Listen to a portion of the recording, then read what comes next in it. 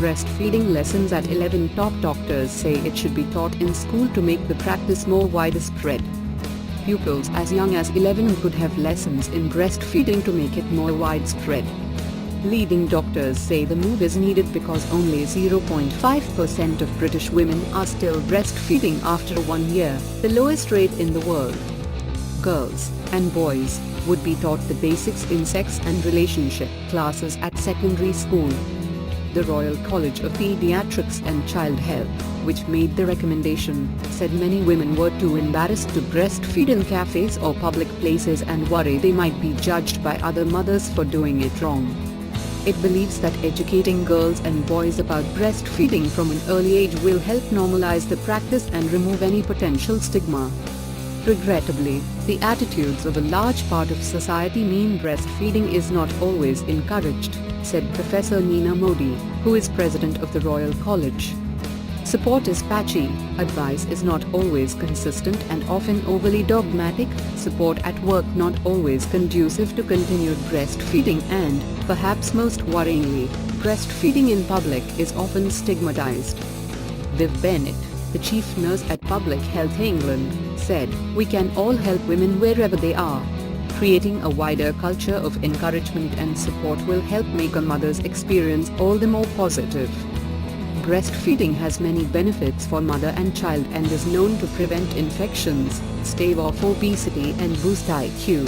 Yet despite numerous breast is best campaigns by the government and the NHS, rates have barely improved.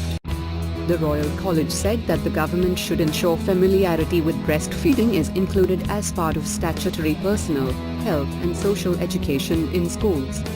Taught at secondary level from the age of 11, these PSHE lessons include sex education and sessions on relationships, bullying and human rights.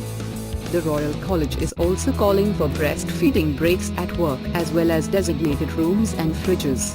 Women should be allowed to leave to express milk into a bottle or go to a nearby creche and feed their baby directly. And if women choose to take breastfeeding breaks, their salaries and careers should not be affected.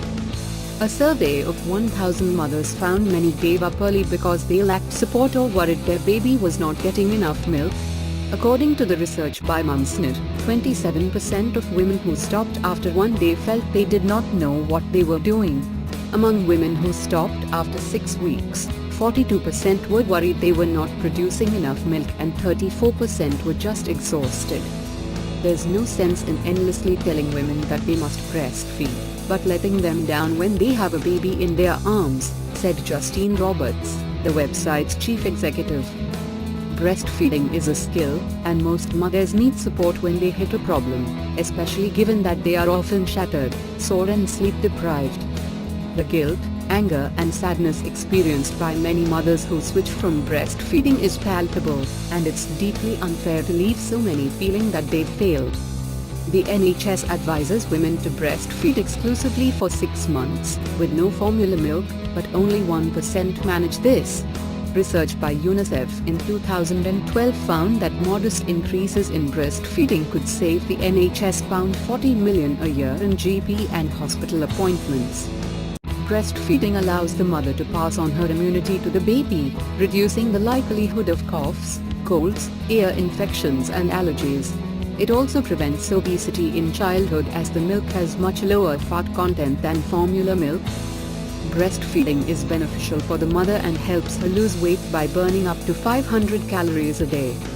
Claire Livingston, policy advisor at the Royal College of Midwives, said, "There has been significant and reliable evidence produced over recent years to show that breastfeeding has important health advantages for both mother and baby."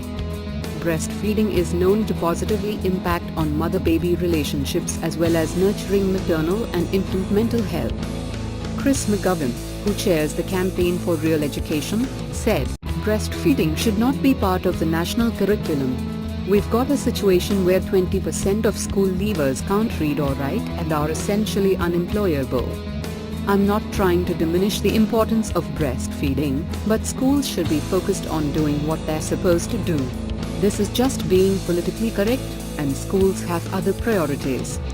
The Royal College, which represents 17,500 doctors, nurses and other specialists, cautions against overbearing advice from midwives and parenting organizations that puts mothers under pressure to breastfeed. This can have the adverse effect of making women feel inadequate if they find it too difficult and then switch to formula milk. A Lancet study in January showed that only 0.5% of UK babies still have breast milk after a year, compared with 23% in Germany and 56% in Brazil. 63% of women said they would be worried about breastfeeding in front of strangers, and 44% with friends.